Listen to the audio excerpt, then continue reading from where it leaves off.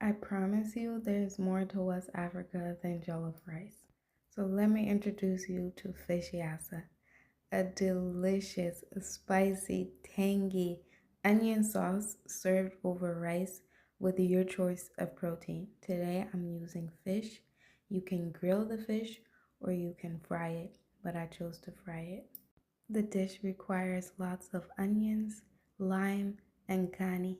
Kani is pepper, fresh pepper, to make it spicy. And it is paired with plain white rice to complement the sauce.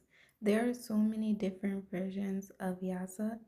Not all of them are served with rice. Some of it is just eaten with fish. Some yassa also doesn't even have lime, just mustard, and it is eaten with bread, and that is usually with chicken or sometimes fish or even meat.